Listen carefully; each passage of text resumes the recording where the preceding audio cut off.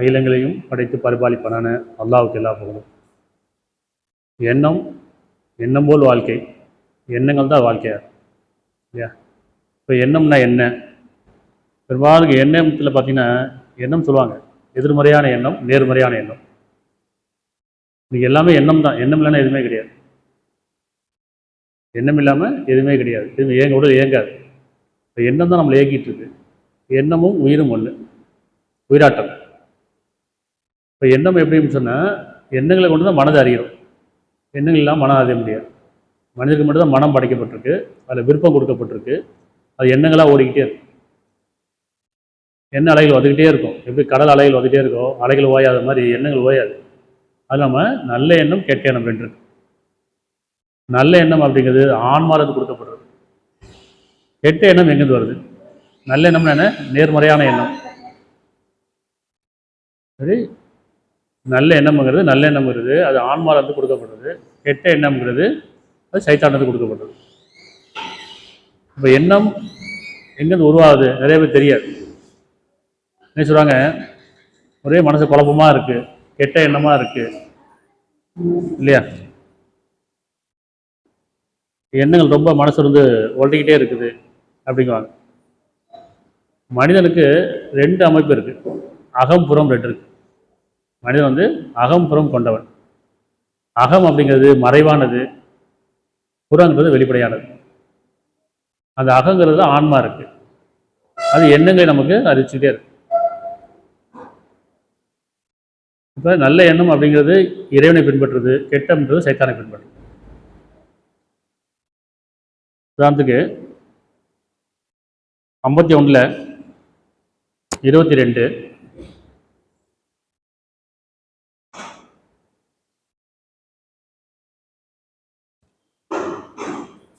51:22 அன்றியும் வானத்தில் உங்களுக்கு வாழ்வாதாரமும் உங்களுக்கு வாக்களிக்கப்பட்டு இருக்கின்றன.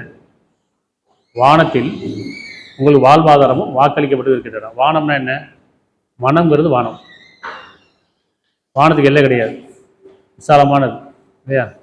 உங்களுக்கு வானத்தை விதானமாகவும் பூமியை விரிப்பாகவும் அமைச்சிருக்கேங்கிறான். இப்போ வானங்கிறது விசாலமானது, வானத்தில் தான் வாழ்வாதாரம் இருக்குங்கிறான். நம்முடைய மனதில் தான் வாழ்க்கைக்கான வழிகாட்டுதலே இருக்கு இல்லையா? எண்ணம் இல்லாமல் செய்ய மாட்டோம். காலையில் எந்திரிக்கிறோம், ஒரு எண்ணம் வருது, நான் வேலைக்கு போகணும், ஸ்கூலுக்கு போகணும், அவங்களுக்கு ஏதாவது செஞ்சு கொடுக்கணும். பெண்களுக்கு என்ன செய்யணும்? சரி ஸ்கூலுக்கு போகணும், அவங்களுக்கு சாப்பாடு கட்டணும். இப்படி ஏதாவது ஒரு எண்ணம் வந்தால் தான் எந்திரிக்க முடியும்.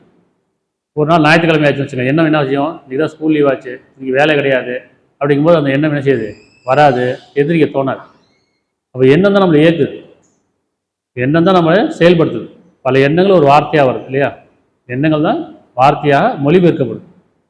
மனசு நினச்சிட்டு இருப்போம், அதை பேசணும், யார்கிட்ட பேசணுமோ அவங்க தகுந்த மாதிரி செய்தியாக கொண்டு போயிடும். அதுதானே? அது அந்த மொழியும் தெரியும் நமக்கு. நமக்கு ஒரு மொழி இருக்கும், எதிர்த்தாப்புல வேறு மொழியாக இருப்பாங்க, அதை கூட மொழிபெயர்க்க முடியும். அப்போ எண்ணங்களை வார்த்தைகளை மொழிபெயர்க்கிறோம். இப்போ எண்ணம் தான் வார்த்தையாக மாறுது, எண்ணம் தான் செயலாக மாறுது. இப்போ எண்ணம் இல்லாமல் செயல்பட முடியாதுல்ல. இன்றைக்கி உலகத்தில் நடக்கிற எல்லா செயலுக்கும் காரணம் எண்ணம் தான், எல்லா கண்டுபிடிப்புக்கு காரணம் எண்ணம் தான். ஒரு எண்ணம் தான் நம்மளை செயல்பட வைக்கிது, பேச வைக்கிது. அப்படிங்கும்போது அந்த எண்ணம் எவ்வளோ முக்கியமானது இல்லை? நல்ல எண்ணம் கெட்ட எண்ணம் இருக்குது, நேர்மறையான எண்ணம் இல்லையா அப்படின்னு ஒன்று இருக்குது, எதிர்மறையான எண்ணம் இருக்குது. நேர்மறையான என்ன? அது ஆன்மாவிலிருந்து நமக்கு அறிவிக்கப்படக்கூடிய. எதிர்மறையானது என்ன?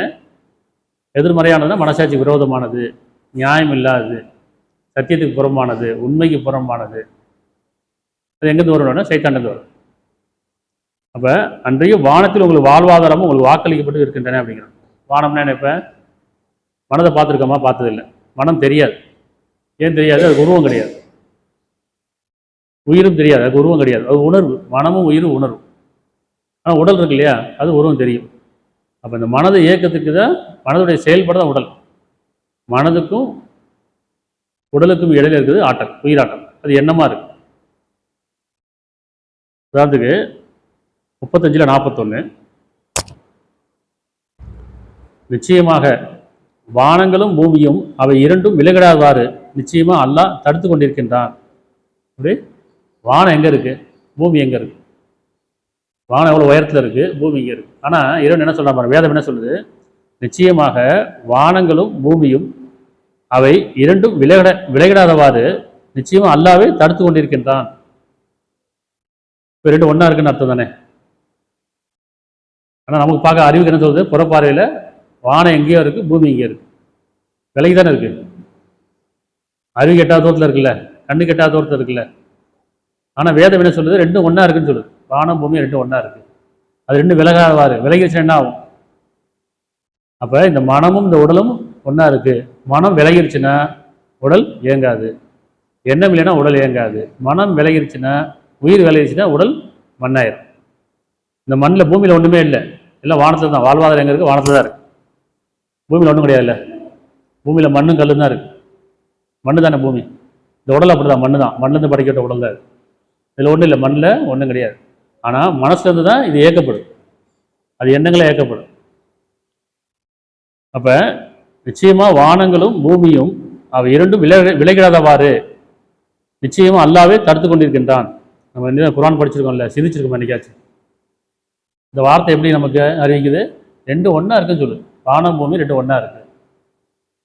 விலகிச்சுன்னா என்ன ஆகும் அப்படின்னா, அவை இரண்டும் விலகுமாயின் அதற்கு பிறகு வேறு யார் அவ்விரண்டையும் தடுத்து நிறுத்த முடியும்? வானம் பூமி விலகிருச்சுன்னு சொன்னால் அதுக்கப்புறம் யார் தடுத்து நிறுத்த முடியும்னு கேட்குறான். நிச்சயமா அவன் பொறுமையுடையவன், மிக்க மன்னிப்பவன். வெறும் புறப்பாடலை பார்த்தா நிச்சயம் வானம் எங்கேயோ இருக்குது, பூமி எங்கே ரெண்டு விலகி தான் இருக்குது. ஆனால் வேதம் சொல்லுது இல்லை, ரெண்டும் ஒன்றா இருக்குது. அப்போ நான் மனசை பார்த்ததில்லை, பார்த்துருக்கோமா? பார்க்க முடியாது, ஆனால் உருவம் கிடையாது. உடலை பார்க்குறோம்.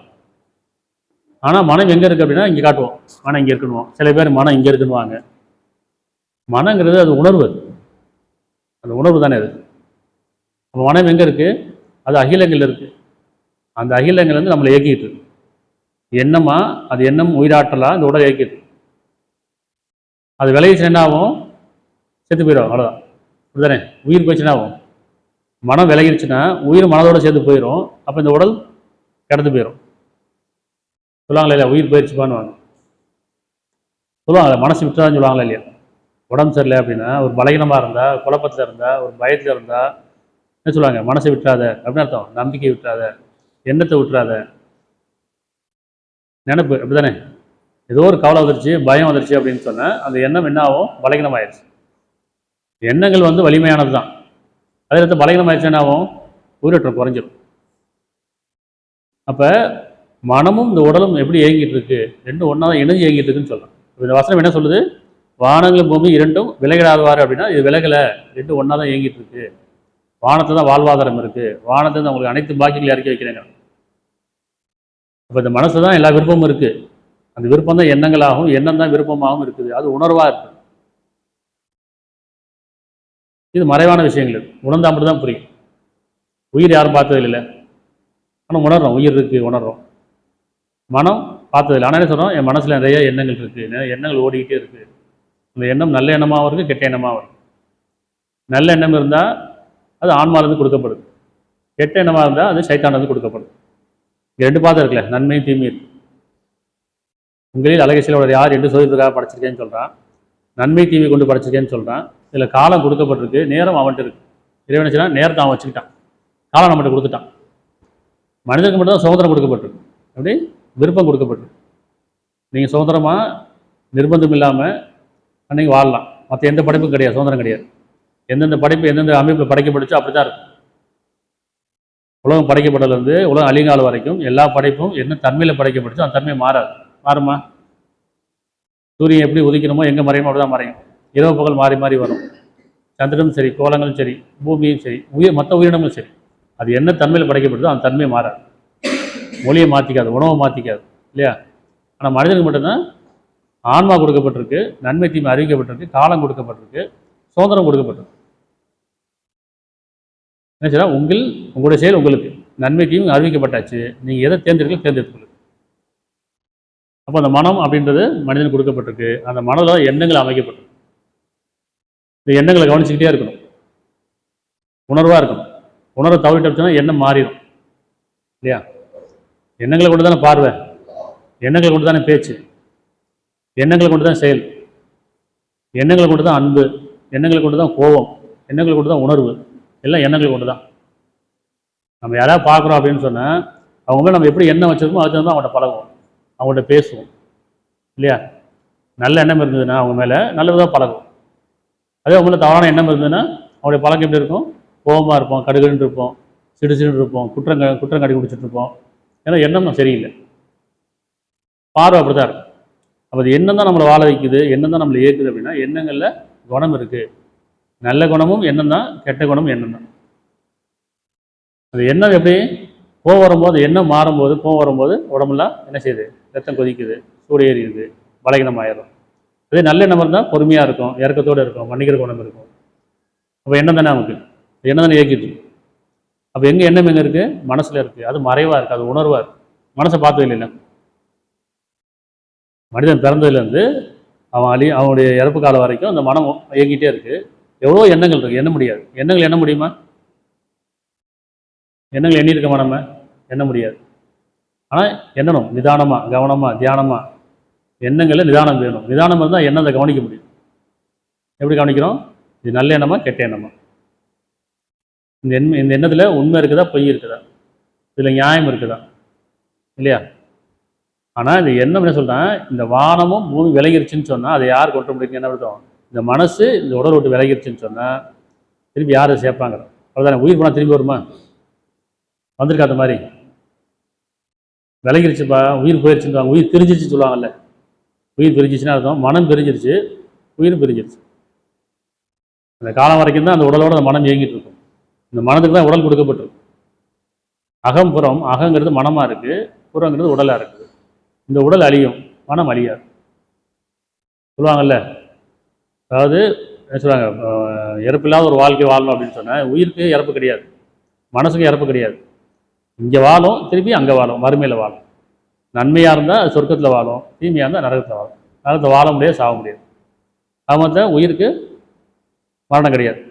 மரணமில்லாத பெருவாழ்வுன்னு சொல்கிறாங்கல்ல. மரணமில்லாத பெருவாழ்வுனா என்ன அர்த்தம்? மரணம் கிடையாதுங்கிறது சத்தியம். அது உயிருக்கும் மனசுக்கும் மரணம் கிடையாது, உடலுக்கு மட்டும் தான் அழிவு உண்டு.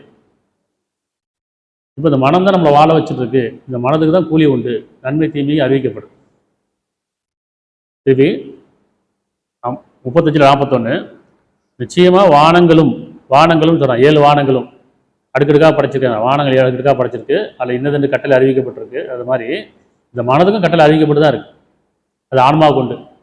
ஆன்மாவின் மீதும் அதை செவ்வை ஆக்கியவன் மீது சத்தியமாக அப்பால் அதுக்கு நன்மை தீமை பிரித்தறிவித்தார்.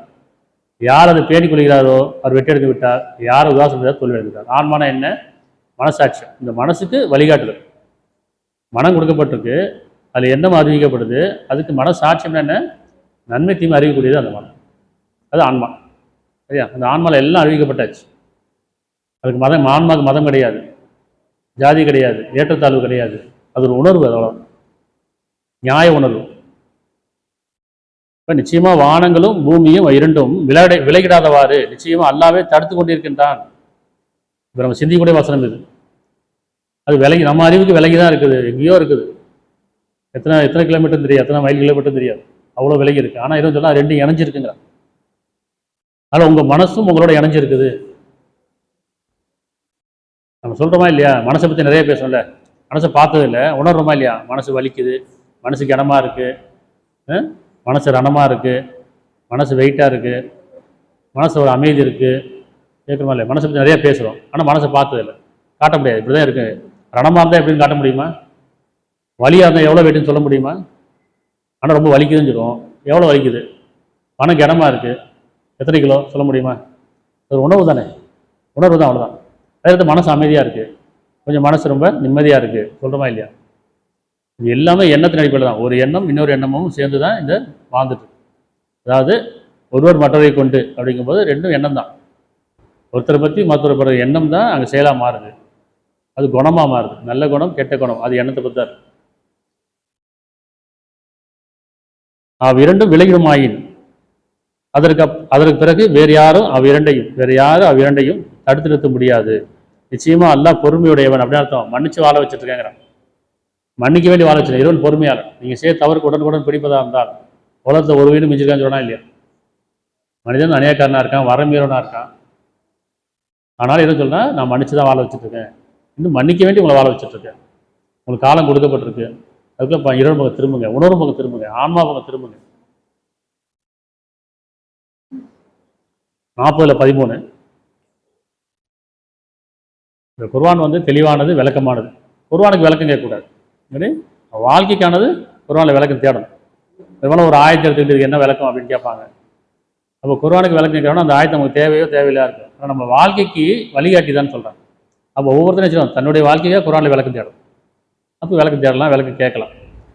அப்போ தனித்தனியாக தானே, ஒவ்வொருத்தரும் தனித்தனியாக இருக்கும், பொதுவாக கேட்க முடியாது. அப்போ தனித்தனியாக என்ன செய்யணும், அவர் ஒருத்தருக்கு துன்பம் இருக்கும், ஒருத்தருக்கு நோய் இருக்கும், ஒரு சங்கடம் இருக்கும், சில பேர் குழப்பம் இருக்கும். அப்போ இது குர்ஆனில் என்ன வழிகாட்டுது, குர்ஆன் எப்படி நம்ம குர்ஆனை கொண்டு எப்படி நம்ம வழி அறிகிறதுன்னு கேட்கலாமே தவிர, வெறுமனே ஒரு ஆயத்தை எடுத்துக்கிட்டு இதுக்கு விளக்கம் சொல்லுங்கள், அது அந்த ஆயத்துக்கு நமக்கு சம்மந்தமே இருக்காது. ஆனால் விளக்கம் சொல்லுன்னு கேட்போம், அதுக்கு விளக்கம் சொல்லிட்டு இருப்போம். ஆனால் எதுவும் சொன்னால் குர்ஆன் விளக்கமானது, தெளிவானது, சிந்திப்போர், தேவையுடையோர் இருக்குது. அப்படிதானே? எத்தனை கோடி மனிதனும் அத்தனை கோடி மனிதனுக்கும் விளக்கம் இருக்குது இல்லை குர்ஆன்.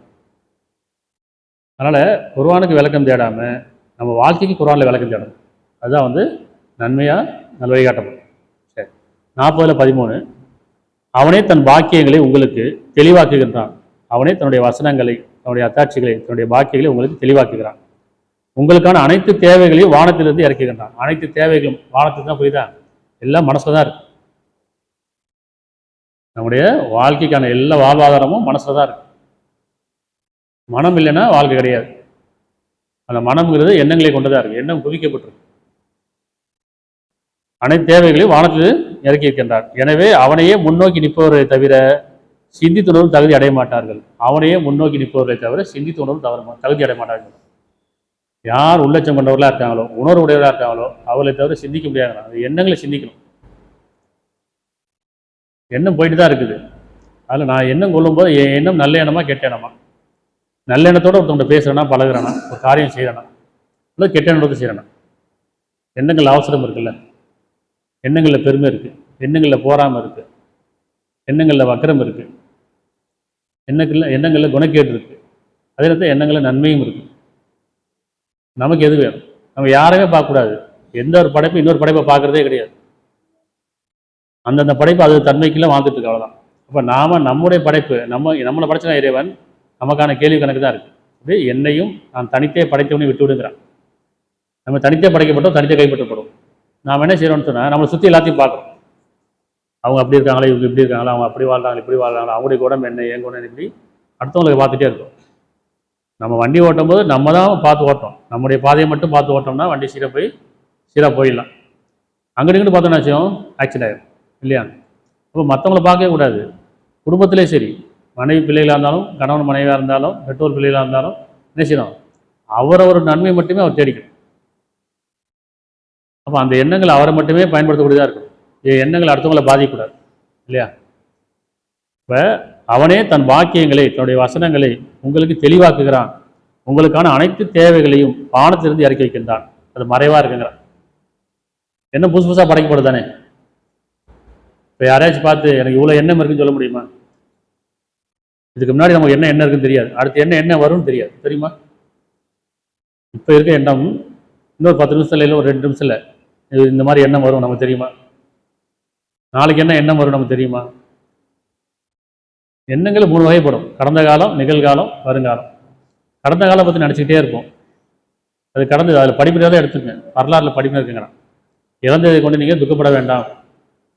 வருங்காலம் அது மறைவானது, அதை கொண்டு நினைச்சிடும் யோசிச்சுட்டே இருப்போம், யூகங்களையும் கற்பனையிலையும் இருந்துகிட்டே இருப்போம். இன்றைக்கி நிகழ்காலம் என்ன? இன்றைக்கி நம்ம பிறந்துட்டோம், புதுசாக பிறந்துட்டோம், காலை எழுப்பி விட்டாச்சு.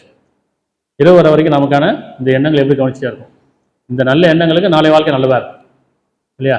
நம்ம எதை விதைக்கிறோமோ அதனை விளையும். இப்போ எண்ணங்கள் நம்ம விதைச்சிக்கிட்டே இருக்கும். நல்ல எண்ணம் விதைச்சோம்னு சொன்னால் நன்மையே கிடைக்கும். தீ எண்ணங்களை வச்சோன்னா தீமை தான் விளையும். அப்போ ஒவ்வொருத்தரும் கவனமாக இருக்க வேண்டியதில் எண்ணங்களில் தான் கவனமாக இருக்கணும். ஏன்னா எண்ணம் தான் மனசு, அதை கொண்டு தான் செயல், அதை கொண்டு தான் பேச்சு. எண்ணங்களில் பாவம் இருக்குது, எண்ணங்களில் புண்ணியம் இருக்குது. பாவம் புண்ணியம் எங்கே இருக்குது? எண்ணங்களில் தானே. இப்போ எண்ணங்களில் பாவம் இருக்குன்னா அதுதான் பாவத்துக்கான கூலியை சம்பாதிக்க போகிறார்.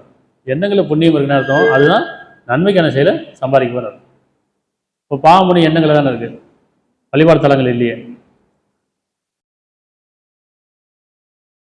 31:20 நிச்சயமா அல்லாஹ் வானங்களில் உள்ளவற்றையும் பூமியில் உள்ளவற்றையும் உங்களுக்கு வசப்படுத்தியிருக்கின்றான் என்பதையும், வானங்கள் உள்ளவற்றையும் பூமியில் உள்ளவற்றையும் உங்களுக்கு வசப்படுத்தியிருக்கின்றான் என்பதையும், இன்னும் தன் அருள்கொடைகளை உங்கள் மீதும் உங்கள் அகத்திலும் நிரம்ப செய்திருக்கின்றான் என்றும், உங்கள் மீது புறத்திலும் அகத்திலும் நிரம்ப செய்திருக்கிறான் என்பதையும் நீங்கள் அறியவில்லையா, சிந்திக்கவில்லையா கேட்கணும். அகத்திலும் புறத்திலும் நிரம்ப செய்திருக்காங்க நான் அருள்கொடைய. புறம் எல்லாம் அருளா இருக்கு, அகம் அருளா இருக்கு. அகம் மறைவா இருக்கு, புறம் வெளிப்படையா இருக்கு. நம்ம வெளிப்படையாக பார்த்தே ஆசை கொள்கிறோம், விருப்பங்கள் வைக்கிறது இல்லை. ஆசையில் அவசரம் இருக்கும், பதட்டம் இருக்கும் இல்லையா, அதில் பாவம் இருக்கும். விருப்பங்களில் பொறுமை இருக்கும், நம்பிக்கை இருக்கும் இல்லையா, நிதானம் இருக்கும், கவனம் இருக்கும். அப்போ அகம்புறம் ரெண்டுமே இருக்குது. அகத்திலையும் அருள் கூட இருக்குங்கிறான், புறத்திலையும் இருக்குங்கிறான். அப்போ அகத்திலும் புறத்திலும் நிரம்ப செய்திருக்கின்றேன் என்பதை நீங்கள் அறியவில்லையா, சிந்திக்கவில்லையான்னு கேட்குறேன். ஆயினும் மக்களில் சிலர் இருக்கிறார்கள், அவர்கள் போதிய அறிவில்லாமலும் நேர்வழி இல்லாமலும் ஒளிமிக்க வேதம் இல்லாமலும் அல்லாவை குறித்து தர்க்கம் செய்கிறார்கள். போதிய அறிவு இல்லாமலும் நேர்வழி அறியாமலும் ஒளிமிக்க வேதம் இல்லாமலும் அல்லாவை குறித்து தர்க்கம் செய்கிறார்கள். வேதம்னா என்ன? இப்போ மனசாட்சி தானே, இது நினைவூட்டு நல்ல விஷயம். இப்போ நம்ம வச்சிருக்கிறது நினைவூட்டு நல்ல விஷயம். ஆனால் வேதம் எது? மனசாட்சி, ஆன்மா, எண்ணங்களுக்கு வழிகாட்டக்கூடியதாக இருக்கு. அப்போ நம்ம நிதானமாக இருந்தோம்னு சொன்னால், கவனமாக இருந்தோம்னு சொன்னால், அந்த எண்ணம் நமக்கு தெளிவாக்கப்படும். இது நல்ல எண்ணமா கெட்ட எண்ணமா, இது சைத்தாண்டம் இருந்தா அல்லது இறைவனிடம் இருந்தா இல்லையா. அதாவது இறைவன் என்ன எச்சரிக்கை செய்யறான்னு சொன்னா 7:26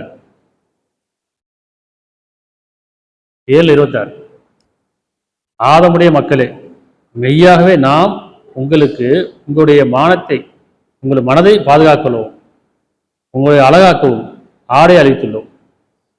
எனினும் பயபக்தி ஆடை இன்னும் சிறந்தது. இது அல்லாஹ்வுடைய அடையாளம் உள்ளதாகும், நல்லுணர் பெரியவர்களாக. என்ன சொல்றான்? ஆதமுடைய மக்கள் யாரு? மனிதர்கள். ஆதமுடைய மக்கள் மனிதர்களே. மெய்யாக நாம் உங்களுக்கு உங்களுடைய மனதை பாதுகாத்துக் கொள்ளவும் உங்களுடைய அழகாக்கவும் ஆடை அளித்துள்ளோம். எனினும் பயபக்தி ஆடை சிறந்திருக்கிறான். பயபக்தி ஆடை என்ன புரியுதா? உள்ளச்சம், தக்வா. அந்த ஆடை இருந்தால் மட்டும், ஆடைனா என்ன? மானத்தை மறைக்கக்கூடியது. அப்போ நல்ல எண்ணம், கூச்சம், தயக்கம், பயம் இல்லையா, இந்த உணர்வு இருந்தால் மட்டும்தான் இந்த ஆடை நல்லா இருக்குன்னு அர்த்தம். கூச்சம் இல்லை, தயக்கம் இல்லை, வெக்கம் இல்லை, பயம் இல்லைன்னு சொன்னால் ஆடையெல்லாம் வாழ்த்த மாதிரி தான் இல்லையா. அப்போ ஆடை இருந்தும் அது பிரயோஜனம் கிடையாது. அப்போ ஆடை எப்போ அலங்காரமாகுது அப்படின்னு சொன்னால், இந்த உள்ளச்சம் இல்லாத ஆடை இருக்கும்போது. எப்போ ஆடை அழகாக்கப்படுது அப்படின்னு சொன்னால், உள்ளச்சம் இருக்கும்போது. பயபக்தி ஆடை அல்லாஹ்வுடைய அடையாளம் உள்ளதாகவும் நல்லுணர்வு பெறுவர்களாகிறான். அது கீழே, ஆதமுடைய சந்ததியினரே, சைத்தான் உங்கள் பெற்றோர் இருவரையும் அவருடைய மானக்கேட்டை அவர்கள் அடையுமாறு அவருடைய உள்ளச்சத்தை அவர்களை விட்டு நீக்கி இறைவனுடைய பாக்கியங்களிலிருந்து வெளியேற்றியது போல் அவன் உங்களை சோதனைக்குள்ளாக்க வேண்டாம். உள்ளச்சம் இல்லாத அப்படிங்கிற அர்த்தம், அந்த எண்ணம் எங்கே தவறுதுன்னா சைத்தானுடைய எண்ணம் தான். சொல்லுவாங்களே நேர்மறையான எண்ணம் அப்படிங்கிறாங்க. என்னது? கெட்ட எண்ணம் எங்கேருந்து வருது, நல்ல எண்ணம் எங்கேருந்து வருதுன்னா, நல்ல எண்ணம் ஆன்மா கொண்டு, கெட்ட எண்ணம் சைத்தானை கொண்டு. சைத்தான் நம்புறது தானே, சாத்தான்றது சைத்தான்றது எல்லாம் நம்ப தான் செய்கிறோம். சைத்தான சொல்கிறான், அனைவரும் வழிகெடுப்பேன் உள்ளச்சமுடையர்களை தவிர. அல்ல என்ன சொல்கிறான்? மனிதனை படைச்சிட்டு அனைத்து ஞானம் கொடுக்கப்பட்டு ஆதமுக்கு பணிங்கன்னு சொல்கிறான். வானவர்கிட்ட சுஜி செய்யணும் இல்லை, பணிங்கள் அப்படின்னு அர்த்தம். அவங்க வசப்பட்டு போகும். எப்படி ஆதம விஷயத்தை நீங்கள் தவறாக ஒரு எண்ணம் இருந்தது, குழப்பத்தை உண்டாக்கி ரத்த சித்தவரை அமைக்க போகிறேன்னு கேட்டாங்கல்ல, அப்படி இல்லை. ஆதமுக்கு அனைத்து ஞானம் கொடுக்கப்பட்டிருக்கு, வானங்களுக்கு அனைத்து ஞானம் கற்றுக் கொடுக்கப்பட்டிருக்கு. அப்போ சைத்தான செய்கிறான், பெருமை கொள்கிறான், போராமல் கொள்கிறான். என்னை நெருப்பால் படைச்சேன்னு சொல்லி பெருமை கொள்கிறான். அவர்களுக்கு ஞானம் கொடுக்கப்படல, போராமல் கொள்கிறான். அப்போ ஆதமும் பணிய மாட்டேங்கிறான். அப்போ என்ன சொல்கிறான்னா, எனக்கு ஒரு அவகாசம் கொடு, அவளை அனைவரும் நான் வழிகெடுக்கிறேன் உள்ளச்சமுடையவர்களை தவிர. நல்ல விஷயம். இப்போ நம்ம நேர்மறையான எண்ணம் எப்படி வருது அப்படின்னா, சைத்தான் எங்கே வரான்? உள்ளச்சம் இல்லைன்னு சொன்னால் உள்ளே வரான். கெட்ட எண்ணம் எங்கே வருது? உள்ளச்சம் இல்லைன்னு சொன்னான். நான் தெளிவாக சொல்லியாச்சு, உள்ளச்சமுடையவர்களை தவிர வழிகெடுப்பேங்கிறேன். உள்ளச்சம் இருந்துன்னு சொன்னால் கெட்ட எண்ணம் வராது. கெட்ட எண்ணம் எங்கேருந்து வருதுன்னா, உள்ளச்சம் இல்லாத போது பெருமை, போராமை, ஆசை, வக்கரம், நிறைய விஷயங்கள் கெட்ட எண்ணம் வந்துக்கிட்டே இருக்கு. எண்ணம் தவறும் போது பார்வை தவறுது, பார்வை தவறும் போது எண்ணம் தவறு இல்லையா? அப்ப என்ன சொல்றேன் பாருங்க, உள்ளச்சம் அவர்களை விட்டு நீக்கி அவருடைய இறைவனுடைய பாக்கியங்களிலிருந்து வெளியேற்றியது போல் அவன் உங்களை சோதனைக்குள்ளாக்க வேண்டாம். நிச்சயமாக அவனும் அவனுடைய கூட்டத்தாரும், யாரு? சைத்தானும் அவனுடைய கூட்டத்தாரும் உங்களை கவனித்துக் கொண்டிருக்கிறார்கள். நீங்கள் அவர்களை பார்க்க முடியாதவாறு மெய்யாகவே நாம் சைத்தான்களை நிராகரிப்பதை நண்பர்கள் ஆக்கியிருக்கின்றோம். நிராகரிப்பு என்ன? மனசாட்சிக்கு விரோதம். யார் மனசாட்சியை நிராகரிக்கிறாங்களோ அது சைத்தான் உள்ள வந்துடுவான், கெட்ட எண்ணங்கள் உண்டாக்குவான். பெருமை, போராமை, என்னென்ன கெட்ட குணம் இருக்கு அத்தனையும் வந்துடும், இருக்கா இல்லையா?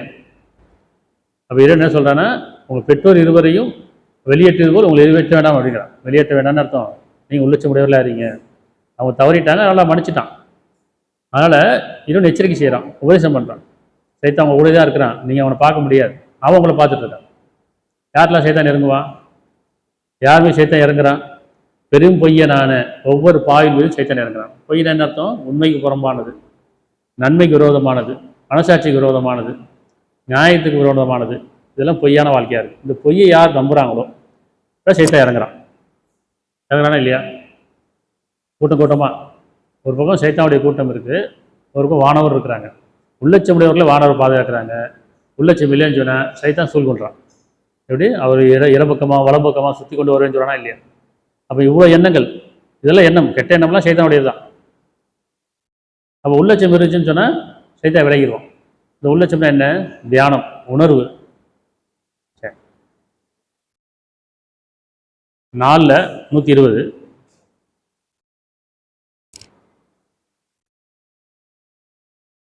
சைத்தான் அவர்களுக்கு வாக்களிக்கின்றான், அவர்களுக்கு வீணான எண்ணங்களை உண்டாக்குகிறான். இப்போ யார் வீணான எண்ணம் உண்டாக்குறது? தேவையில்லாத எண்ணம் சொல்லுவாங்கல்ல, வீணான எண்ணம், அதெல்லாம் குழப்பமான எண்ணம்.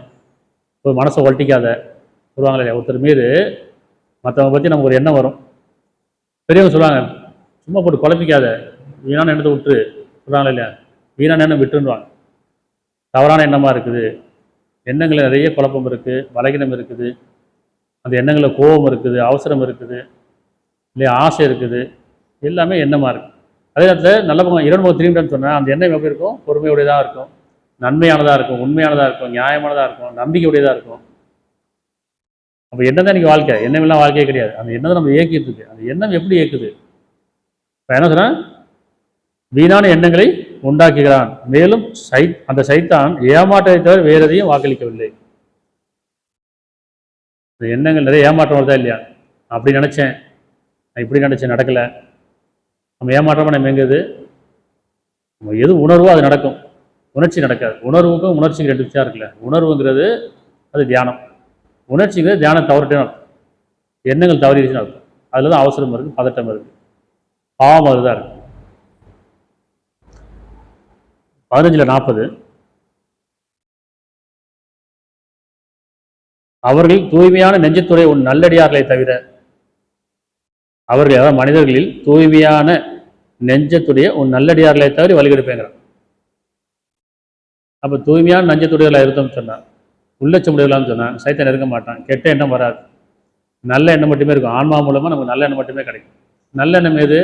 எனக்குரியது, எனக்கும் இறைவனுக்குரியது, அவ்வளோதான். கெட்ட எண்ணம் வரும்போது நான் இறைவனை விட்டு விலகிடுறோம். சைத்தான் நிறைய குழப்பத்தை உண்டாக்கி பாவத்தை சம்பாதிக்கிறோம். அவனுடைய வேலையாக தானே எப்படியாவது மனிதர்கள் நரகத்துக்கு கொண்டு போயிடணும், பாவத்துக்கு கொண்டு போயிடணும், அவ்வளோதான் அவனுடைய வேலை. அப்போ எண்ணங்களில் புண்ணியம் இருக்குது, பாவம் இருக்குது. புண்ணியமான எண்ணம் எது? ஆன்மாவை கொண்டு வாழ்றது, மனசாட்சி கொண்டு வாழ்றது, ஆன்மா பின்பற்றுறது. அப்போ புண்ணியமான எண்ணத்தை விரும்பக்கூடிய எப்படின்னா, மேலும் அவர்கள் அசுத்தமான எண்ணங்களிலிருந்து தங்களை காத்துக்கொள்வார்கள். உள்ளச்சமுடையர் யாரு? 23:5 மேலும் அவர்கள் அசுத்தமான எண்ணங்களில் தங்களை காத்துக் கொள்வார்கள். அசுத்தமான எண்ணம் போது உடனே பாவம் நிற்பாங்க இறைவன். இவனே இந்த எண்ணம் வேண்டாமே, இது கெட்ட எண்ணமாச்சு, இந்த எண்ணத்தை கொண்டு கெட்ட பார்வையாச்சு, இது கெட்ட பேச்சாச்சு, கெட்டதுன்னு வரும்போது இறைவன் பாவம் நிற்பாங்க. ஏன்னா அவனால் மட்டும்தான் பாதுகாக்க முடியும், நம்மளால் நேர்வழி பெற முடியாது. இறைவன் நாடாமல் நேர்வழி பெற முடியாது. இறைவன் நாடாமல் நமக்கு நல்வழி கிடைக்காது. அப்போ இறைவன் நம்ம நாடணும், இறைவனே நேர்வழி காட்டு, இந்த கெட்ட எண்ணத்தை விட்டு என்னை பாதுகாத்து கொடு, கேட்கணுமா இல்லையா? மேலும் அதாவது 23:5 மேலும் அவர்கள் அசுத்தமான எண்ணங்களில் தங்களை காத்துக்கொள்வார்கள். யாரு? உள்ளச்சமுடையவர்கள், பயபக்தியாளர். 8:11 நீங்கள் அமைதி அடைவதற்காக சிறிது நித்திரை உங்களை பொய்து கொள்ளுமாறு செய்தான். இன்னும் உங்களை தூய்மைப்படுத்துவதற்காகவும் சைத்தானின் தீய எண்ணங்களை விட்டும், பாருங்க தீ எண்ணம் எங்க இருக்குது, சைத்தானின் தீய எண்ணங்களை விட்டும் உங்களை விட்டு நீக்குவதற்காகவும் உங்கள் இதயங்களை பலப்படுத்தி உங்கள் பாதங்களை உறுதிப்படுத்துவதற்காகவும் அவன்தான் உங்கள் மீது வானத்திலிருந்து மழை பொழி செய்தாங்க. வானத்திலிருந்து மழை பொழியறதுக்கும் இந்த தூக்கத்துக்கும் எவ்வளோ சொல்கிறாங்க. நிறைய மன குழப்பமாக இருக்குது, கொஞ்சம் தூக்கி எந்திரிப்பான்னு சொல்கிறாங்க இல்லையா, கொஞ்சம் மன அமைதி கிடைக்கும். ஏன் எண்ணம் மனசு நேற்றில் நிறைய பேர்லாம் சொல்லுவாங்க, நிறைய பேர் தூக்கமே வரமாட்டேங்குது, ஒரே யோசனையாக இருந்துட்டு இருக்கு, மனம் குழப்பமாக இருக்குது. ராத்திரி ஆச்சுன்னா இரவு பாக்கியமானது, யாரும் தூங்குறதே இல்லை, ஏன்னா யோசனைகள் ஜாஸ்தி. வியாபாரத்தை பற்றி, தொழிலை பற்றி, குடும்பத்தை பற்றி, இல்லை மற்றவங்களை பற்றி யோசனை இருந்துகிட்டே இருக்கா இல்லையா. அந்த எண்ணம் ஓடிக்கிட்டே இருக்குது, எண்ண அலைகள், கெட்ட எண்ணங்கள், தூங்க விட மாட்டேங்குது. அப்போ இரவு தான் தூக்கத்தை கொடுக்கணும். அப்போ இரண்ட பாவனை கேட்கும்போது இரவு சொல்கிறான், நித்திரையும் பொய்ந்து கொள்ள மாதிரி செய்கிறேங்கிறான். நீங்கள் அமைதி அடைவதற்காக அல்லாவை அதிகமதியும் தியானிப்பதை கொண்டு இதையும் அமைதி பெறுதுங்கிறானா இல்லையா. அப்போ இரவில் அதிகம் அல்லாவை தியானம் பண்ணும், இறைவனை தியானிக்கணும். அல்லாவை நீங்கள் அதிகமதியும் தியானிப்பதை கொண்டு இதையும் அமைதி பெறுகின்றன. அப்போ எந்த அளவுக்கு நம்ம இறைவனை தியானிக்கிறோமோ இரவாச்சுன்னா அந்தளவுக்கு மன அமைதி கிடைச்சிடும், தூக்கம் வந்துடும். அந்த தூக்கம் வரும்போது சொல்கிறான், நீங்கள் அமைதி அடைவதற்காக சிறுவர் நித்திரை உங்களை பொய்ந்து கொள்ள மாதிரி செய்கிறேங்கிறேன். அது அடையும். தூக்கத்தை நம்ம தேடி போக முடியுமா? இன்னும் உங்களை தூய்மைப்படுத்துவதற்காகவும் சைத்தானின் தீய எண்ணங்களை உங்களை விட்டு நீக்குவதற்காகவும், இந்த தீய எண்ணங்களை நீக்கணும். தூங்கும்போது எண்ணங்கள் இருக்காது இல்லை, முடிச்சக்கப்புறம் திருப்பி எண்ணம் வந்துடும். அதில் நல்ல எண்ணமும் கெட்ட எண்ணமும் இருக்கும். பெரும்பாலும் நம்ம நல்ல எண்ணத்தை விட்டுருவோம், கெட்ட எண்ணத்தை டக்கு திரும்பிடுவோம், திருப்பி ஒரு பயம் வந்துடும். அப்போ இரவாச்சுன்னா அந்த கெட்ட எண்ணங்களை இரவன் நீக்கிறேங்கிறான். நீக்கிட்டு உங்கள் இருதயங்களை பலப்படுத்தி உங்கள் பாதங்களை உறுதிப்படுத்துவதற்காக அவன்தான் உங்கள் மீது வானிலிருந்து மழை பொழிய செய்கின்றான். வானத்தை வாழ்வாதாரம் இருக்குன்னு சொல்கிறானா இல்லையா. அனைத்து பாக்கியங்களும் வானத்திலிருந்து இறக்கி வைக்கிறேங்கிறான். இந்த மன அமைதி அடைவதற்காக தூக்கத்தை கொடுத்து திருப்பி புதுசாக படைக்கிறேங்கிறான். அவன் பகலில் தேய்மானமான உடல் உறுப்புகள்லாம் புதுசாக படைக்கப்படுது, நேற்று இருந்த கவலைகள்லாம் நீக்கப்படுது, யோசனைகள் நீக்கப்படுது, தனித்து கைப்பற்றப்பட்டு நித்திரையில் உயிரை கைப்பற்றப்படுகிறோம். யாருடைய தவணை முடியுதோ நிறுத்திக்கிறேங்கிறான். யார் தவணை முடிவு இருக்குதோ, இன்னும் முடிய தவணை இருக்குதோ திருப்பி நான் அனுப்புகிறேங்கிறான். புதுசாக படைக்கிறானா இல்லையா. அப்போ இரவாச்சனை இடம் நமக்கு திரும்பிடணும். கெட்ட எண்ணங்கள் நீக்கிவிடு இறைவனே, இந்த யோசனை நீக்கிவிடு, கவலை நீக்கிவிடு, பயத்தை நீக்கிவிடு, புதுசாக படைச்சு கொடு. அப்போ எண்ணம் நம்முடைய வாழ்க்கையாக இருக்குது, எண்ணம் தான் நம்முடைய தேவையாக இருக்குது. தேவையில்லை அடிப்பது எண்ணம் தேவையில்லைன்னா எண்ணம் கிடையாது. எண்ணமே இல்லைன்னு சொன்னால் ஒரு தேவையில்லைன்னு அர்த்தம். என்ன தேவை இருக்குன்னு வாங்க. ஆனால் தேவைன்னு வந்துருச்சுன்னா எண்ணங்கள் வந்துடும், இயங்க ஆரம்பிச்சிடுவோம் இல்லையா. இன்றைக்கி மனிதன் எல்லா செயலுமே எண்ணம் தான் காரணமாக இருக்கும்.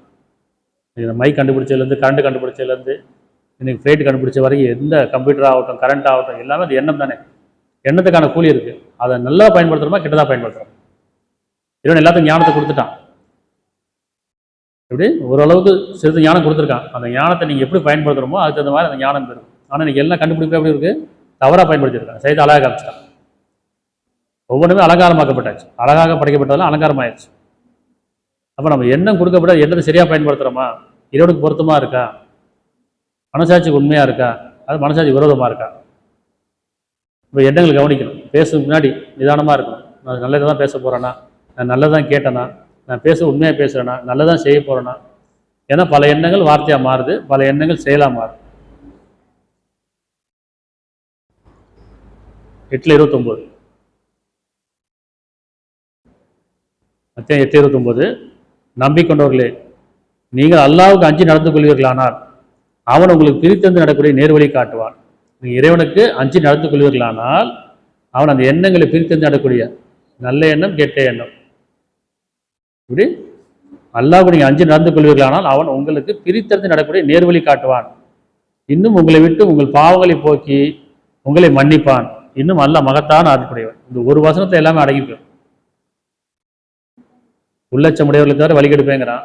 உள்ளச்சம் உடையவர்களுக்கு உன் மீது எந்த அதிகாரம் இல்லைங்கிறான். இப்போ இந்த உள்ளச்சம் என்ன, நீங்கள் அல்லாஹ்வுக்கு அஞ்சிட்டீங்கன்னா போதும்.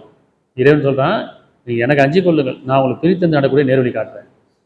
எண்ணங்கள்லையும் பார்வையிலையும் செயல்களையும் ஒவ்வொன்றிலையும் பிரித்தறிகிறேங்கிறான்.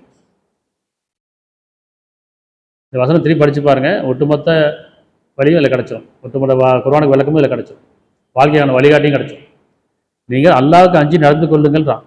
அல்லாஹ்வுக்கு அஞ்சி நடந்து வாழுங்க, அல்லாஹ்வுக்கு அஞ்சி பேசுங்க, அல்லாஹ்வுக்கு அஞ்சி செய்யுங்க. நீங்கள் ஒரு செயலாகட்டும், பேச்சாகட்டும், எண்ணமாகட்டும், அது அவனுக்கு வாய்ந்துக்கிட்டோம், இறைவனுக்கு வாய்ந்துக்கிட்டோம். நீங்கள் அல்லாஹ்வுக்கு அஞ்சி நடந்து கொள்வீர்களானால் அவன் பிரித்தென்று நடக்கூடிய நேர்வழியை காட்டுவாங்க. நேரான பாதைன்னு அர்த்தம், சத்திய பாதையில் நன்மையான பாதையை காட்டுறாங்க. இன்னும் உங்களை விட்டு உங்கள் பாவங்களை போக்கி உங்களே மன்னிப்பான். இதுவரைக்கும் செஞ்ச பாவத்தை மன்னிக்கிறான். இப்போ அஞ்சுக்கிட்டா போ. ஆமாம், இந்த பாவம் இருக்குது, என் எண்ணம் தவறாக இருக்குது, என் செயல் தவறாக இருக்குது. எதுக்கு அஞ்சுக்கணும்? இறுதி நாள் ஒன்று இருக்குல்ல, அல்லாவுக்கும் இறுதி நாளுக்கும் அஞ்சுக்கொள்ளுங்க. அவ்வளோதான். வேதம் முழுக்க முழுக்க என்ன சொல்லுதுன்னா, அல்லாவுக்கும் இறுதி நாளுக்கு பயந்து கொள்ளும். வந்த தூதல் என்ன சொல்ல வந்தாங்க? அவருடைய கரு என்ன? அல்லாவுக்கும் இறுதி நாளுக்கும் பயந்து கொள்ளும். அதாவது இறைவனுக்கும் இறுதி நாளுக்கும் பயந்து கொள்ளும். ஏன்னா மறுமை ஒரு வாழ்க்கை இருக்குல்ல, அதெல்லாம் பாவத்துக்கான கூலி புண்ணியத்துக்கான கூலி கொடுக்கும். எல்லாம் நம்புறோமா இல்லையா? எல்லா மதமும் அதான் நம்புது. இந்த வேறுபாடு இல்லை. இறந்ததுக்கப்புறம் வாழ்க்கை இருக்குது, அங்கே சொர்க்கம் இருக்குது, நரகம் இருக்குது. சொர்க்கம்னா புண்ணியத்துக்கான கூலி, நரகம்னா பாவத்துக்கான கூலி. ஆனால் சொர்க்கம் நரகம் இந்த உலகத்தை நம்ம பார்க்க தான் செய்கிறோம். அப்படி வேதனை அனுபவிக்கும் போதெல்லாம் நரக வேதனையாக இருக்குங்கிறோம். கொஞ்சம் சோகம் கிடைக்கும் போதெல்லாம் அப்பா கொஞ்சம் அமைதியாக இருக்கு, நிம்மதியாக இருக்குமா இல்லை. ஆனால் அது நிலைக்கிறது இல்லை. அப்போ சொல்கிறேன், நம்பிக்கொண்டவர்களே, நீங்கள் அல்லாவுக்கு அஞ்சு நடந்து கொள்வீர்களானால் அவன் உங்களுக்கு பிரித்தெடுத்து நடக்கக்கூடிய நேர்வழி காட்டுவான். அப்போ உள்ளச்சத்து தான் நேர்வழி இருக்கு, பயபக்தியில் தான் நேர்வழி இருக்கு இல்லையா? உணர்வுல தான் நேர்வழி இருக்கு. அப்புறம் உணர்வாகவும் உள்ளச்சமாகவும் பயபக்தியோடு இருந்தோம்னு சொன்னால் நம்ம என்ன செய்கிறோம்? பாவத்து பக்கம் போக மாட்டோம், கெட்ட எண்ணம் வராது, நல்ல எண்ணங்களில் வழிநடத்தப்படுவோம் இல்லையா? இன்னும் நம்மளுடைய பாவங்களும் மன்னிக்கப்பட்டு இறைவன் மகத்தான அருட்படை, இன்னும் அருட்படையை கொடுக்குறேங்கிறான். இப்போ 91 7 10 வரைக்கும்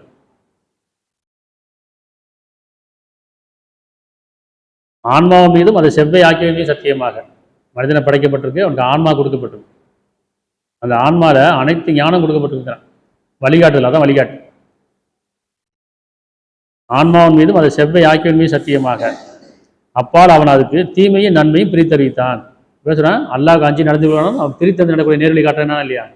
அந்த பயபக்தியில் இந்த ஆன்மா வேலை செய்யும், இந்த ஆன்மா வழிகாட்டும். 8:29 அல்லாஹ்க்கு நீங்கள் அஞ்சு நடந்து கொள்வீர்களானா அவன் பிரித்தந்து நடக்கூடிய நேர்வழி காட்டுவான். இங்கே 91 7 8 9 10 ஆன்மாவின் மீதும் அந்த செவ்வை ஆக்கியமே சத்தியமாக அப்பால் அவன் அதற்கு நன்மையும் தீமையும் பிரித்தறிவித்தான். தீமையும் நன்மையும் பிரித்தறிவித்தான். ரெண்டு பிரித்து காட்டும். அதாவது பாவம் புண்ணியம் இருக்கிறது, தீமையும் நன்மையும் தான் பாவம் புண்ணியம். அதனை பேணி கொண்டவன் திடமாக வெற்றி அடைந்து விட்டார். யார் அதை பேணி கொள்றாங்களோ, யார் அந்த ஆன்மா பேணி கொள்றாங்களோ, அந்த உணர்வை பேணி கொள்றாங்களோ, அந்த நன்மை பேணி கொள்றாங்களோ, உள்ளச்சத்தை பேணி கொள்றாங்களோ, அவர் வெற்றி அடைஞ்சிருவாங்க. உள்ளச்சம் இல்லாமல் நன்மை கிடையாது, நன்மை இல்லாமல் புண்ணியம் கிடையாது இல்லையா? இன்னும் யாரை உதாசப்படுகிறாரோ தோல்வியடைந்து விட்டார். எவன் அதை உதாசனப்படுத்திக்கிறானோ, ஆன்மாவை, மனசாட்சி, உணர்வை தவற விட்டுறாங்களோ, உள்ளச்சத்தை தவற விட்டுறாங்களோ, அவர் திடமாக தோல்வியடைந்து விட்டார். அதனால் கேட்ட எண்ணம் வரும்போதெல்லாம் என்ன செய்யணும்? வேட்டப்பட்ட சேர்த்தா விட்டு அல்லோட பாதுகாத்தோம். 7 200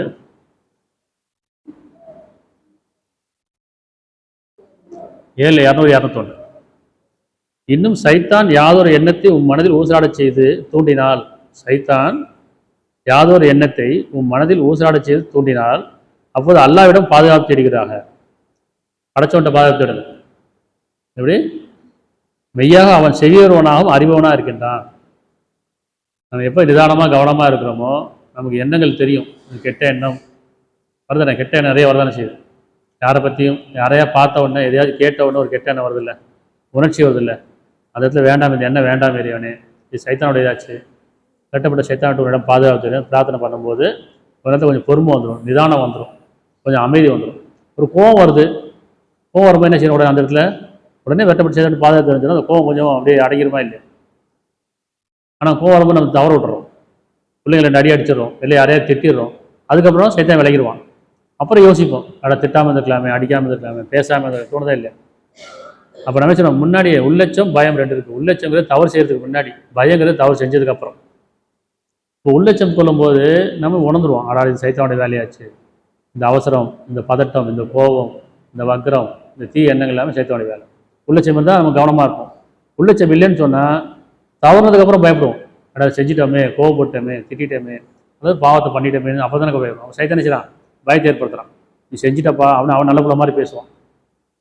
அதனால் சைத்தானை பற்றி யாராவது ஒரு எண்ணம் உண்மை மனதில் ஊசாட செய்தால் அப்போது அல்லாவிடம் பாதுகாப்பு தேடிக் கொள்கிறாங்க. மெய்யாக அவன் செவியறுவனாகவும் அறிவவனாக இருக்கின்றான். அப்படின்னு அர்த்தம், மனசுக்குள்ளே போதும், உள்ளச்சம் போதும். மனதை நாம் படைத்தோம், அவருடைய மனம் அவருடைய என்ன பேசணும் அறிவுங்கிறானா இல்லையா? வார்த்தை தேவையில்லை, மனசுல கெட்டதே நினைச்சாலே போதும். அல்லா சொல்றான், நீ கெட்டதை நினைச்சிட்டீங்களா, உணர்ந்துட்டீங்களா, நான் செவியறுவனாக இருக்கேங்கிறேன். நிச்சயமாக எவர்கள் அஞ்சுகிறார்களோ அவர்களுக்கும் சைத்தானிடமிருந்து தவறான எண்ணம் தூண்டப்படுமானால் அவர் நினைவடைகிறார்கள், உடனே வெளிப்படைகிறார்கள். என்ன சொல்றேன்? யார் உள்ளட்சத்தோடு இருக்கிறாங்களோ, பயபக்தியோடு இருக்காங்களோ, அவருக்கும் தவறான எண்ணம், சைத்தானும் தவறான எண்ணம் தூண்டப்படுமானால் உடனே அவர் நினைவடைகிறார்கள், அவர் வெளிப்படைகிறார்கள். எப்படி? அதாவது அது கெட்டதாச்சு, கெட்ட எண்ணமாச்சு, தவறான எண்ணமாச்சு, எண்ணம் தானே பேச்சுக்கு, அந்த எண்ணத்திலேயே நம்ம கவனிச்சிட்டோம்னு வச்சுங்களேன், செயலுக்கு வராது.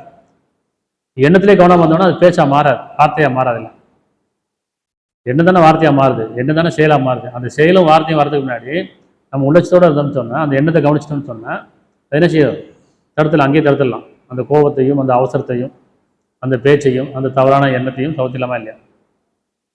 அப்போ யார்கிட்ட உள்ளட்சம் இருக்கோ சைத்தான் நெருங்க மாட்டான். உள்ளட்சம் உடையவர்கள் விழித்துக் கொள்வார்கள், நினைவடைவார்கள், உடனே அல்லாவிடம் பாவம் மன்னிப்பு கேட்பாங்க, பாதுகாப்பு தேடுவாங்கன்னு சொல்கிறான். அன்றைக்கி சைத்தான் முழுக்க வலிக்கெடுத்துட்டே இருக்கான். எப்படி? நம்ம தான் எண்ணமே கவனிக்கிறதே இல்லையே, பொழுது போய்கிட்டே இருக்குமா இல்லையா? எண்ணத்தை கவனிக்கிறத நேரமே இல்லை இப்போ. ஏன்னா எண்ணம் ஒரு பக்கம் ஓடிக்கிட்டே இருக்குது, செயல் ஒரு பக்கம் ஓடிக்கிட்டே இருக்குது. டிவி பார்த்துட்டே இருக்கோம், ஃபோனை போயிருக்கோம், பொழுது போய்கிட்டே இருக்கிறோம், விளையாட்டு வேடிக்கை. அப்போ நமக்குள்ளே எண்ணம் பேசிகிட்டு இருக்கேன், ஆன்மா பேசிகிட்டு இருக்கு, நான் தவறிட்டு இருக்கேன், காலத்தை வீணடிச்சிட்டு இருக்கேன், காலத்தை மீது சத்தியமாக நிச்சயம் மருந்து நடிச்சிட்டு இருக்கேன். கொடுக்கப்பட்ட காலம் ஒவ்வொரு காலம் கொடுக்கப்பட்டிருக்கு, நேரம் விதிக்கப்பட்டிருக்கு, நேரம் மறைவாக இருக்குது. காலத்தை விரைவு பண்ணிக்கிட்டே இருக்கும், வீணடிச்சுக்கிட்டே இருக்கும், கவனிக்கிறதே இல்லை. நான் எந்த நோக்கத்துக்காக படைக்கப்பட்டேன், படைப்பு நோக்கம் என்ன, படைச்சது யார், அதை நம்ம என்ன செஞ்சுருக்கிறோமா? கடவுள் படைச்சிட்டா அவ்வளோதான், அவ்வளோ முடிஞ்சு போச்சு. படைப்பு நோக்கம் தெரியாது, கடவுள்லாம் யாரும் தெரியாது, இறைவனா யாரும் தெரியாது. சொல்லிட்டாங்க, செய்தியை கேட்டோம், கடவுள்னா அல்ல, இறைவனா தெய்வம், படைச்சவனா இப்படி அப்படின்னு சொல்லி என்ன கேட்ட செய்தியில் நம்பிட்டு இருக்கோம். நமக்குள்ள உணரவே இல்லை, கடவுளை உணரல, இறைவனை உணரல, படைச்ச நோக்கத்தை உணரல இல்லையா? அப்போ அந்த உணரும் போது எண்ணம் ரொம்ப கவனமாக இருக்கணும், பொழுதுபோக்கெல்லாம் விட்டுணும், வேடிக்கை விளையாட்டுலாம் விட்டுணும். நம்மளுடைய தேவைகள் என்னமோ அந்த தேவைக்கு அப்புறமே நம்ம தியானத்தை உட்காரணும். தியானம்னா என்ன? இறைவனை யாருன்னு உணர்றது, படைப்பு நோக்கத்தை உணர்றது, நாம் அதில் எந்த பாதையில் இருக்கணும்னு உணர்றது. இந்த தியானத்தில் இருந்தால் மட்டும்தான் மரணம் வரும்போது பயம் இருக்காது. எல்லாம் மரணம் வர தருணத்தை பயம் வந்துடும். நான் இவ்வளோ நேரத்தை வீணடிச்சிட்டேனே, விரயம் பண்ணிட்டேனே, என் போக்கில் நான் வாழ்ந்துட்டேனே, நிறைய பாவம் செய்ய, இந்த பாவம்லாம் மனசுக்கு வந்துடும். இப்போ நம்ம பேசும்போது செய்யும் போதெல்லாம் பாவம் தெரியறதில்லை. ஆனால் அந்த தருணம் வந்ததுக்கப்புறம் அந்த பாவம்லாம் நிற்கும். நான் இவ்வளோ பாவம் செஞ்சுருக்கேனே, என்னை இறைவன் மன்னிப்பானா? ஆனால் இறைவன் சொல்லுவான், சிந்திப்பவன் சிந்திக்கு போட்டு நீண்டாயிலே கொடுக்கவில்லையான்னு கேட்குறான். உனக்கு சிந்திப்பவன் சிந்திக்கு நீண்டாயிலே கொடுக்கலையா? உனக்கு வானர் வரலையா, அறிவிக்கப்படலையா? தூதர் வரலையா, அறிவிக்கப்படலையா? வேதம் கொடுக்கப்படலையா? எல்லாம் கேட்பானா இல்லையா? அந்த நாளில் எந்த பிரயோஜனம் கிடையாது. அப்போ வாழங்காலங்களில் நம்ம நிதானமாக இருக்கோமா, எண்ணங்களை கவனிக்கிறோமா, அந்த எண்ணங்களை கொண்டு நம்ம நன்மை செய்கிறோமா, தீமை செய்கிறோமா? அப்போ எண்ணங்களில் தான் குணம் இருக்குது, எண்ணங்களில் தான் பாவம் இருக்குது, எண்ணங்கள் தான் புண்ணியம் இருக்குது. எண்ணம் தான் செயலாக இருக்குது, எண்ணம் தான் வாழ்க்கையாக இருக்குது. எண்ணம் போல் வாழ்க்கை. இப்போ நல்ல எண்ணம் கொண்டவர்களாக வாழணும்னு சொன்னால் உள்ளட்சம் வேணும், பயபக்தி வேணும், உணர்வு வேணும். அதனால் அல்லாஹ் திரும்பி இந்த 8:29 ரொம்ப கவனமாக படித்து பாருங்க. அல்லாஹ்வுக்கு அஞ்சு நடந்து கொள்வீர்களானால், அல்லாஹ் சொல்கிறான், நீங்கள் எனக்கு அஞ்சு கொள்ளுங்க, நான் உங்களை பாதுகாக்கிறேன். சைத்தானம் இருந்து, தீய எண்ணங்கள் இருந்து, தவறான எண்ணங்கள் இருந்து, தீய செயலிருந்து நான் உங்களை பாதுகாக்கிறேன். இப்படி பாதுகாக்கப்பட்டோம்னா நரகத்திலேருந்து பாதுகாக்கப்படுவோம். எப்போ தவறான எண்ணங்கள் இருந்தும் தீய செயலிருந்து பாதுகாக்கப்பட்டோம்னு சொன்னால் நரகத்திலேருந்து பாதுகாக்கப்படுவோம். எப்போ நம்ம இங்கே தவறிடுறோமோ, தவறான எண்ணங்களையும் தீய செயலையும் வாழ்ந்துட்டோம்னு சொன்னால் நரகத்தில் தான். நரகம்னா என்ன? செயலுக்கான கூலி தானே. சொர்க்கம்னா என்ன? புண்ணியத்துக்கான கூலி. அதனால் நீங்கள் அல்லாஹ்வுக்கு அஞ்சு நடந்து கொள்வீர்களானால் அவன் பிரித்தந்து நடக்கூடிய நேர்வழி காட்டுவான். உள்ளட்சம் இருக்கும்போது நம்ம எப்பவுமே நிதானமாக இருப்போம், கவனமாக இருப்போம், தியானமாக இருப்போம். நமக்கு நன்மை தீமை அறிவிக்கப்படும், ஞானம் அறிவிக்கப்படும். ஞானம்னா என்ன? தெளிவு, நன்மை தீமை பற்றியான தெளிவு, உண்மை பொய்யை பற்றியான தெளிவு. ஒரு தெளிவுடையெல்லாம் வாழணும். அது தெளிவு என்ன நடத்தணும்? உள்ளட்சம், எப்பயுமே உள்ளட்சம் இருக்கும். என்னை மறந்துடுவராக இருக்க வேண்டாம்னு சொல்கிறான். அது எனவே மறந்துடுவராக இருக்க வேண்டாம் சொன்னா இல்லையா? அதனால் எண்ணம் நேர்மறையான எண்ணம் இல்லையா? எண்ணம்னா என்னன்னு புரிஞ்சுக்கணும். எண்ணம் தான் வாழ்க்கையாக இருக்குது, அதான் பேச்சாக இருக்குன்ற போது எண்ணம் ஆன்மாவாக இருக்குது. நல்ல எண்ணம் ஆன்மாவிலேருந்து, கெட்ட எண்ணம் சைத்தானம் இருக்குது. புறப்பார்வை, அகப்பார்வை. நம்ம எதை பார்க்குறோமோ அது எண்ணமாக மாறும், கெட்ட எண்ணமாக மாறும். அதனால் அகப்பார்வையிலே இருக்கீங்கிறான். அகம் புறம் ரெண்டு இருக்குது. அகம் தான் வாழ்க்கை, புறம் வாழ்க்கை இல்லை. புறம் அழியக்கூடியது, பாவத்துக்கானது. அகம் நன்மையானது, உண்மையானது, நியாயமானது. அகத்துக்கான கூலி இருக்குது. இப்போ வானம் பூமி விலகிடாதவாறுன்னு சொல்லும்போது இந்த மனமும் இந்த உடலும் விலகிடாதவாறு இறைவன் இணைச்சி வச்சுருக்காங்கிறான். விலகிருச்சுன்னா முடிஞ்சு போச்சு, காலம் முடிஞ்சு போச்சுன்னு. அப்புறம் யாரை திருப்பி வளர்ந்து இணைக்க முடியாது. இப்போ வானங்கிறது மனசாக இருக்குது, இந்த உடல்ன்றது பூமியாக இருக்குது. வானத்துக்கும் பூமிக்கு இடையில இருக்கக்கூடிய இந்த ஆற்றல் அது எண்ணமாக இருக்குது. எண்ணம் தான் ஆற்றலாக இருக்கு. எண்ணம் இல்லாமல் ஆற்றல் இல்லை, செயல் கிடையாது இல்லை. அதனால் எங்கள் இறைவனே நீ எங்கள் எந்த நோக்கத்தில் படைத்தாயோ, எந்த எண்ணங்க இறைவனை ஒரு எண்ணத்தோடு படைச்சிருக்கான்ல, விருப்பத்தோடு படைச்சிருக்கான், பிரதிநிதிங்கிறான். இறைவன் ஒரு எண்ணத்தோடு படைச்சிருக்கான் இல்லையா, பிரதிநிதிங்கிறான். நம்பிக்கையாளர் குர்ஆனில் பல இடங்களில் நம்பிக்கையாளர்களேன்னு கூப்பிட்றான். நான் அவங்க நம்பிக்கை வச்சிருக்கேன்ப்பா, நம்பிக்கை வச்சு தான் படைத்தேன், நீங்கள் நம்பிக்கை துரோகம் பண்ணிடாதீங்கிறான். படைக்கும் போதே என்ன சொல்கிறேன், வானவர்கிட்ட நான் பிரதிநிதியை படைக்க போகிறேன் அப்படின்னு அர்த்தம். நம்பிக்கை வச்சு, நம்பிக்கை என்னன்னு அர்த்தம், நான் அவங்க மேலே நம்பிக்கை வச்சுருக்கேன், அவங்க மாறு செய்ய மாட்டாங்க, இணை வைக்க மாட்டாங்கன்னு தான் படைக்கிறான். ஆனால் சைத்தான் வழி கெடுக்கிறான். அப்போ நம்பிக்கையாளர்களையும் கூப்பிட்றான் இறைவன், நம்பிக்கையாளர்களே நான் அவங்க மேலே நம்பிக்கை வச்சுருக்கேன், நம்பிக்கை விரோதமாக பண்ணாதீங்க, துரோகம் பண்ணாதீங்க, இணை வைக்காதீங்க, நம்பிக்கை உடையவர்களாக இருங்க, விசுவாசம் உடையவர்களாக இருங்க இல்லையா. நம்பிக்கை கொண்டவர்களே அப்படின்னா இப்போ நம்மளை சொல்கிறான், நீங்கள் என் மேலே நம்பிக்கை கொண்டிருக்கீங்கல்ல. நம்பிக்கையாளர்களேன்னு வரும்போது இறைவன் நம்மளை அழைக்கிறான். நம்பிக்கை கொண்டவர்களும் போது சொல்கிறான், நீங்கள் என் மேலே நம்பிக்கை கொண்டிருக்கீங்க, நான் அவங்களோட உதவி செய்கிறேன், நான் பாதுகாக்கிறேன். அப்போ நம்ம நம்பிக்கையாளர்களாக இருக்கணும், நம்பிக்கை கொண்டவர்களாக இருக்கணும். யார் நம்பிக்கொண்டு நல்ல செயல் செய்கிறார்களோ அவர்களுக்கு அவருடைய இறைவனிடத்தை நற்பொலி உண்டு, அவர் கவலைப்பட மாட்டார், துக்கப்பட மாட்டார்கள். இது தவறான எண்ணம் இருக்காது. அதனால் எங்கள் இறைவனே தவறான எண்ணங்களை விட்டும், தவறான பார்வையை விட்டும், கெட்ட எண்ணங்களை விட்டும், கெட்ட பார்வை விட்டு எங்களை பாதுகாப்பாயாக. நல்ல எண்ணங்களில் உனக்கு பொருத்தமான எண்ணங்களை வாழக்கூடியவர்களாகும், உனக்கு விருப்பமான எண்ணங்களை எங்களை வாழக்கூடியவர்களாகும் எங்களை நேர்வழிப்படுத்துவாயாக. உனக்கு அஞ்சக்கூடியவர்களாகும். அதனால் அல்லாஹ்க்கு அஞ்சியவர்களாக, உள்ளச்சமுடையவர்களாக, பயபக்தி உள்ளவர்களாக, அல்லாஹ் அதிகம் தியானித்தவர்களாக இருக்கும்போது கெட்ட எண்ணம் வராது, சைத்தான் விலைக்கு போயிடும். நிச்சயமாக சைத்தான் அல்லாஹ்க்கு பயப்படக்கூடியதாக இருக்கான். என்ன சொல்கிறான், வாக்குறுதி கொடுக்குறான், உன்னுடைய நல்லடியாரில் தவிரன்னு சொல்கிறான் இல்லையா, உள்ளச்சமுடையவர்களே தவிரன்னு சொல்கிறான் இல்லையா. அதனால் அவன் அந்த வாக்குறுதி அவன் மீற மாட்டான். ஆனால் நாம தான் மீறிடுறோம், உள்ளச்ச தவற விட்டுறோம். சைத்தான் எப்போ வரான், நம்மளை எப்படி இருக்கிறான், மனிதனுக்கு ஞானம் கொடுக்கப்பட்டிருக்கு, உயர்வானவனாக இருக்கான். அப்போ கீழே இருக்கான், இங்கே சைத்தான் கீழ் லெவலில் இருக்கிறான். அப்போ சைத்தான் மேலே வரானா நாம் கீழே போகிறோம். நம்மளை உயர்வாக இருவன் படைச்சிட்டான், சைத்தான் மேலே வர முடியாது. அப்போ நாம தான் கீழே இறங்குறோம், அவனுடைய லெவலுக்கு இறங்கிறோம். கெட்ட குணங்களில், கெட்ட எண்ணங்களில் இறங்கும் போது சைத்தான் நம்மளை பிடிச்சிக்கிறான். அப்போ நம்ம உயர்வான ஞானங்கள்லேயே இருந்தோம்னு சொன்னால், உள்ள சும்மா இருந்துன்னு சொன்னால், உயர்வாக இருக்கும்போது சைத்தான் இருக்க முடியாதுல்ல. உதாரணத்துக்கு 14:22